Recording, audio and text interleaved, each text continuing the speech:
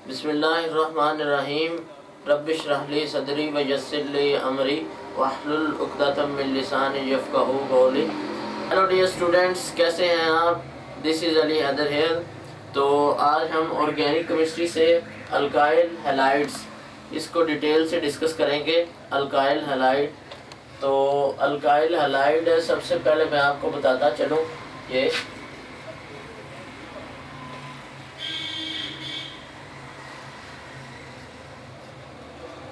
Alkyl और ये इसके साथ हैलाइड। तो अल्काइल हैलाइड को रिप्रेजेंट करते हैं RX से।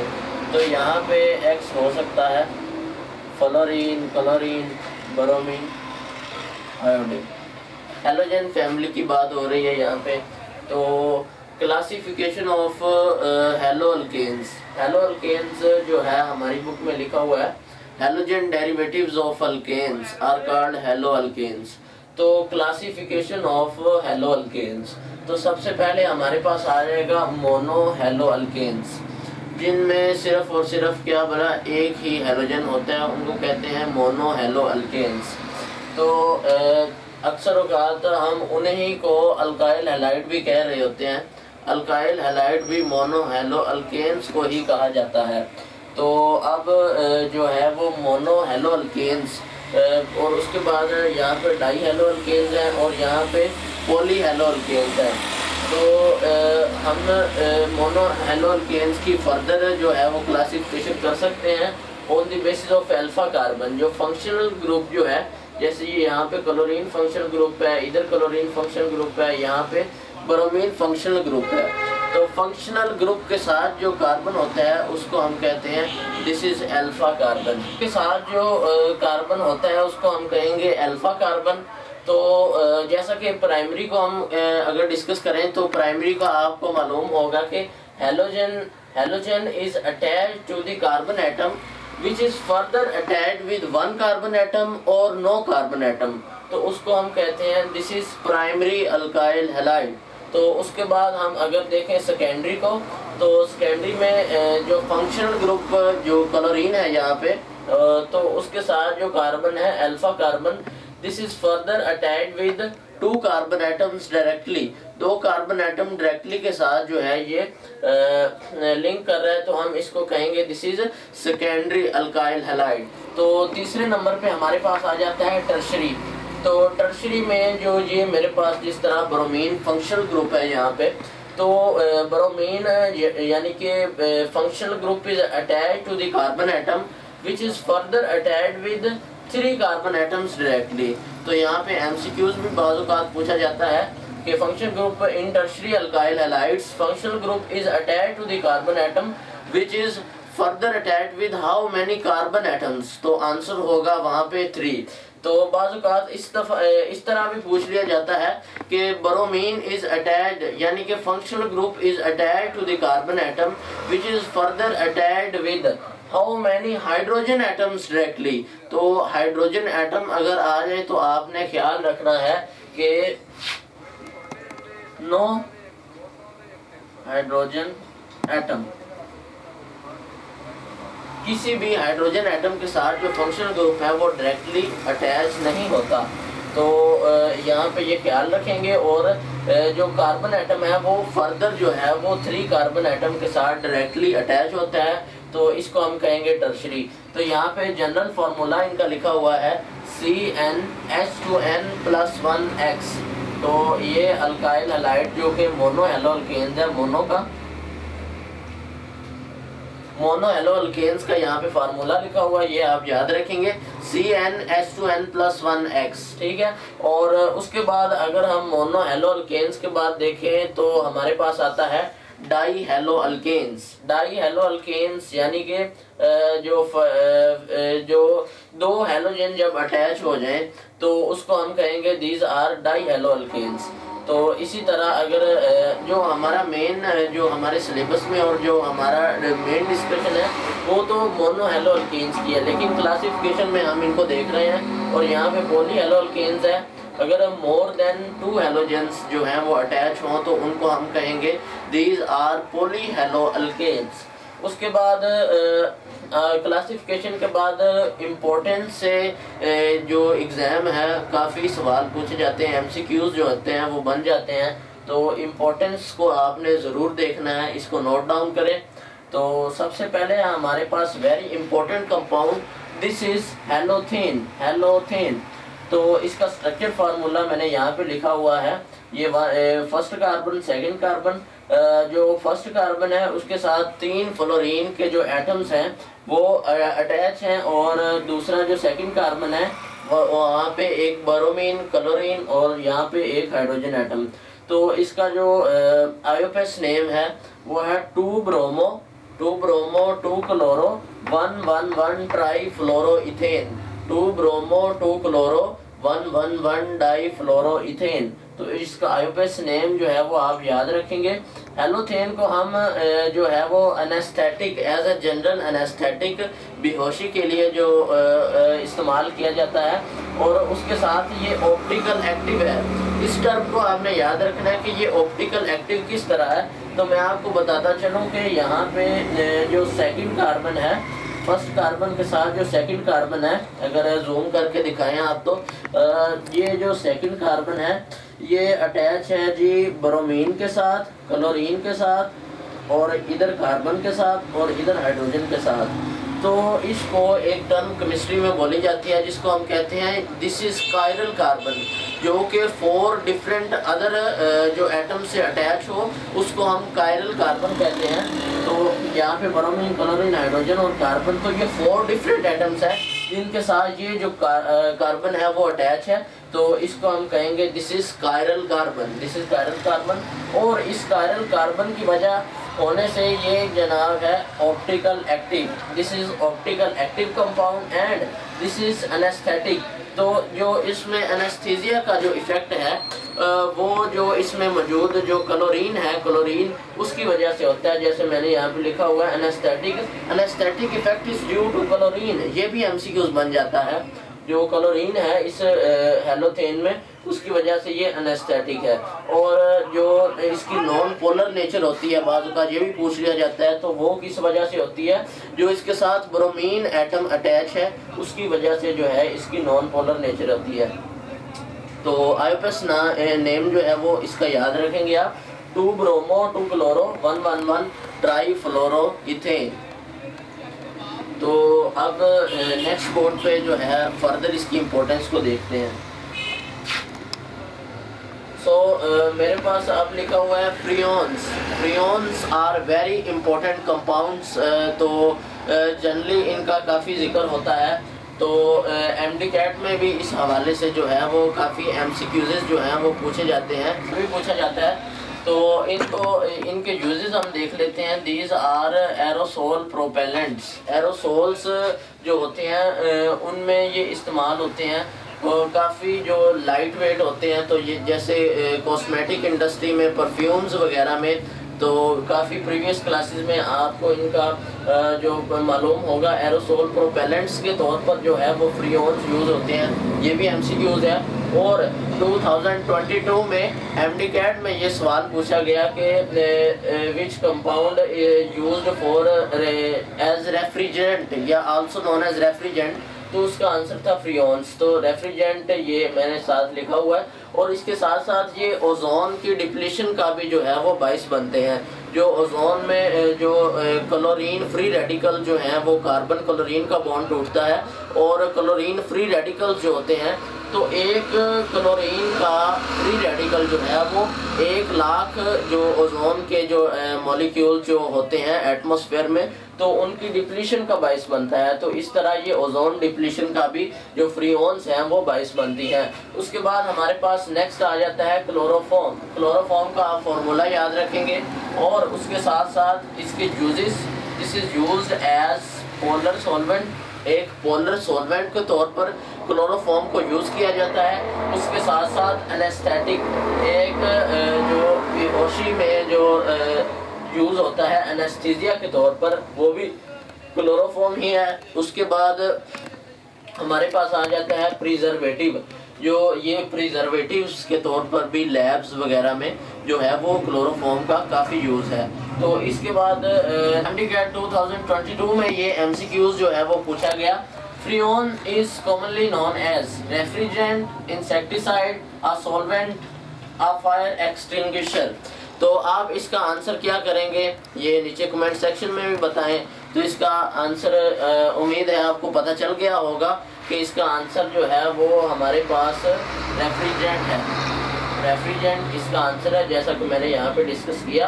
तो ये जितने पॉइंट्स मैंने लिखे हैं ये सब MCQs बन सकते हैं, तो आपने इनको याद रखना है। उसके बाद हमारे पास MDCAT में एक और क्वेश्चन जो है वो पास्ट पेपर से मैंने उठाया।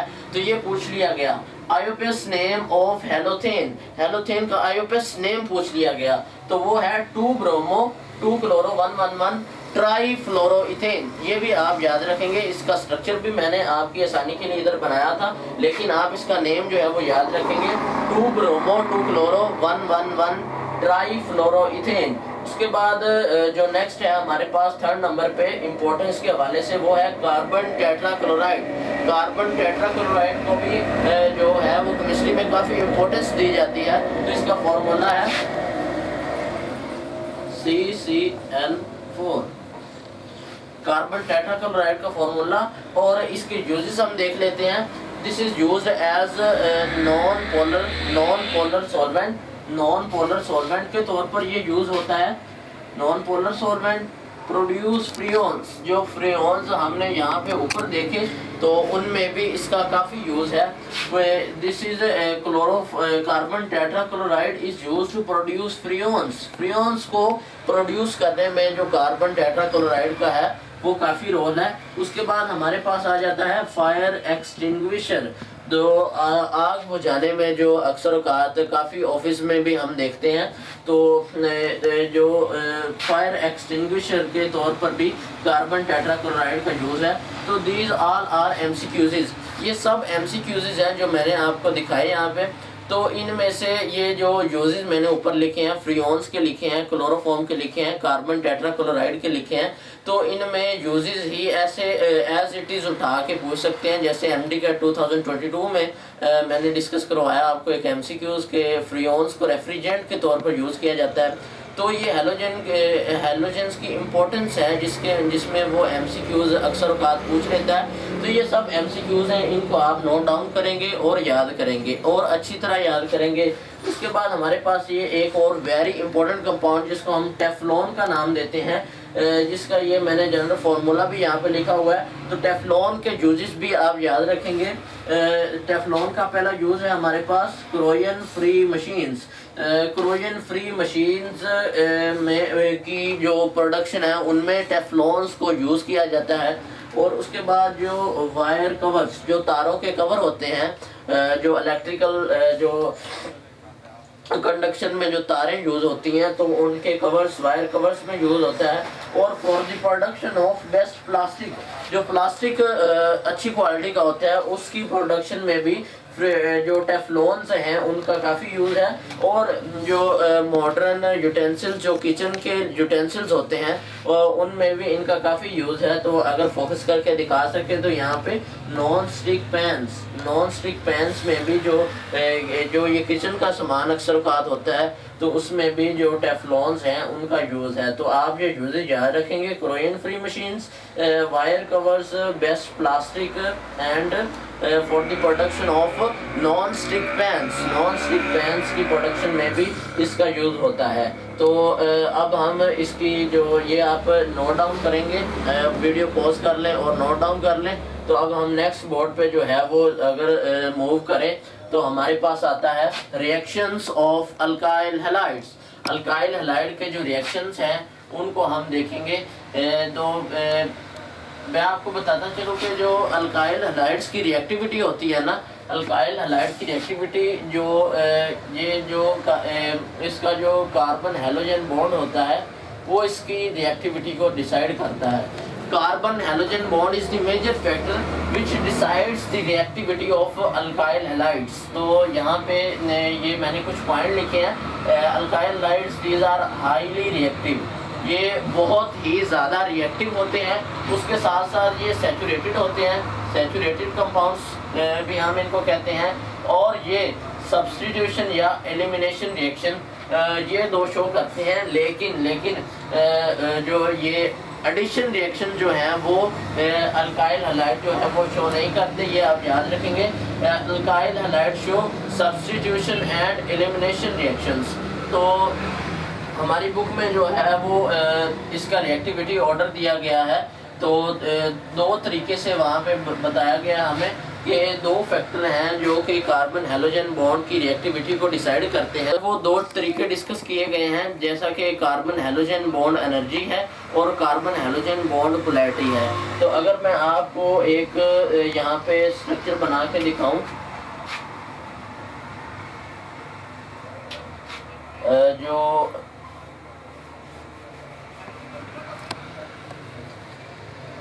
जो बॉन्ड एनर्जी होती है, बॉन्ड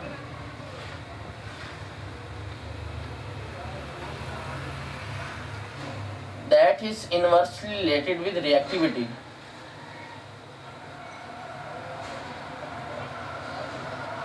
जो रिएक्टिविटी होती है उसका बॉन्ड एनर्जी के साथ इनवर्स रिलेशन होता है। और जो हमारे पास जो कार्बन हैलोजन की बॉन्ड पोलैरिटी होती है, polarity that is directly proportional to reactivity. Reactivity के साथ पोलैरिटी का डायरेक्ट रिलेशन है और बॉन्ड एनर्जी का जो रिएक्टिविटी के साथ है वो इनवर्स रिलेशन है। तो मालूम होगा कि उन्होंने बताया है कि सबसे पहले जो है अगर हम बॉन्ड एनर्जी के हवाले से देखें तो हमारे पास जो अल्काइल आयोडाइड हैं वो सबसे ज़्यादा रिएक्टिव बनते हैं। और अगर इसके बरक्स अगर हम देखें कि जो बॉन्ड पोलैरिटी होती है, जो बॉन्ड पोलैरिटी होती है, अगर बुक में उन्होंने एक टेबल बना के बताया हुआ है बड़ी वाज़ह से, वो आप रीड आउट करेंगे तो मालूम होगा। बॉन्ड पोलैरिटी के हवाले से बताया हुआ है। अगर हम बॉन्ड पोलैरिटी के हिसाब से देखें तो हमें मालूम होता है कि जो अल्काइल फ्लोराइड है वो सबसे ज़्यादा जो रिएक्टिव है, सबसे ज़्यादा रिएक्टिव वो बॉन्ड पोलैरिटी के हिसाब से अल्काइल फ्लोराइड है। तो अब हमारे पास दो केसेस आ गए। हाँ, अब हम किसकी माने? तो एक्सपेरिमेंट्स जो हैं वो परफॉर्म किए गए तो हमें मालूम हुआ कि जो कार्बन हैलोजन की जो बॉन्ड एनर्जी है वो मेजर फैक्टर है जो डिसाइड करता है कि कौन सबसे ज़्यादा रिएक्टिव है।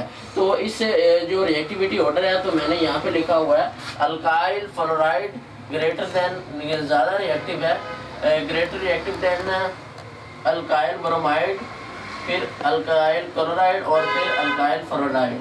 तो ये ऑर्डर पे बाज़ औक़ात पूछ लिया जाता है एज इट इज़ एमसीक्यूज़। जब आप एमसीक्यूज़ सॉल्व कर रहे होंगे तो ये काफ़ी दफ़ा ऑर्डर आपसे पूछा जाएगा।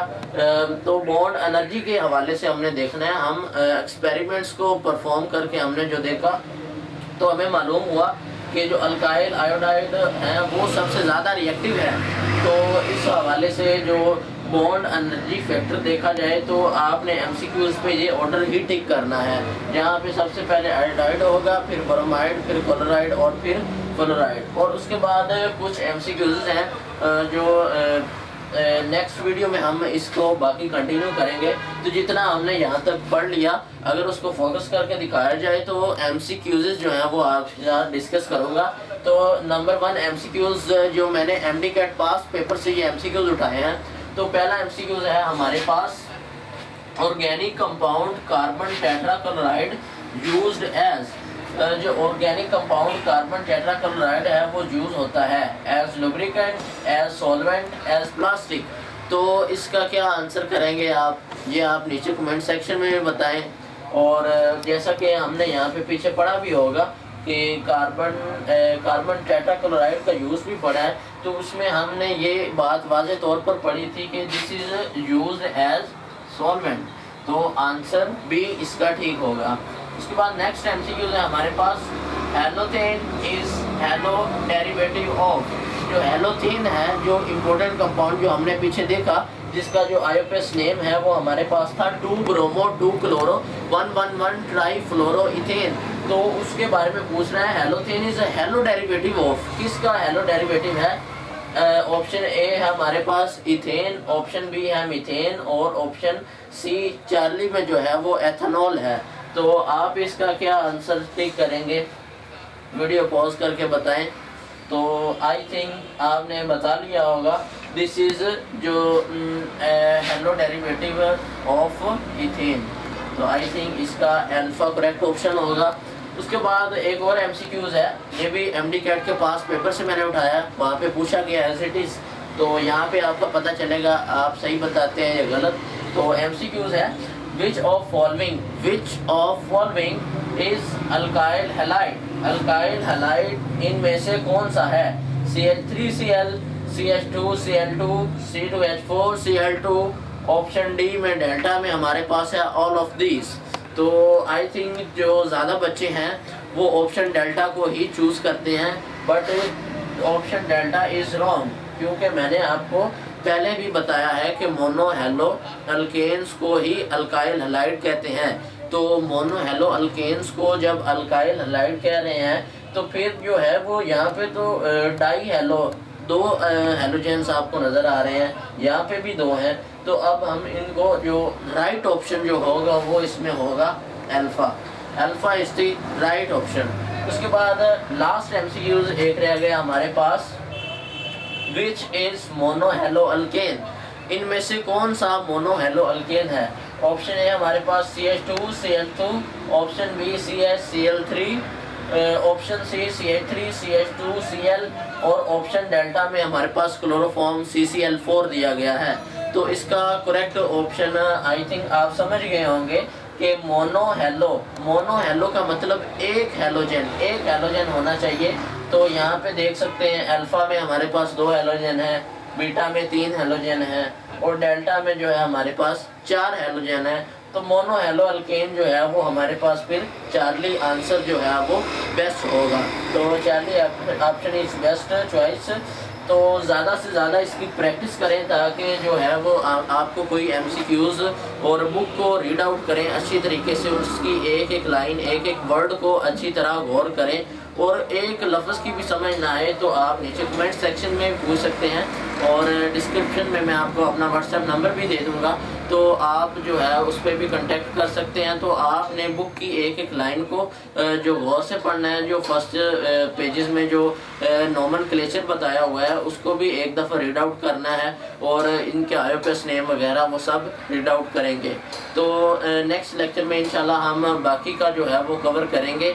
तो वीडियो आपको अगर अच्छी लगे तो वीडियो को लाइक कर दें, और चैनल को अगर नए हैं तो सब्सक्राइब कर दें। और ये आप ही का चैनल है, और इंशाल्लाह इसमें ऐसी इंफॉर्मेटिव वीडियोस जो है वो MD कैट और दूसरे एग्ज़ाम्स और जो क्लास 12 के हवाले से और क्लास 11 के हवाले से वीडियोस काफ़ी जो है वो अपलोड की जाएंगी। तो वीडियो को लाइक करें, चैनल को सब्सक्राइब करें। खुदा हाफिज़।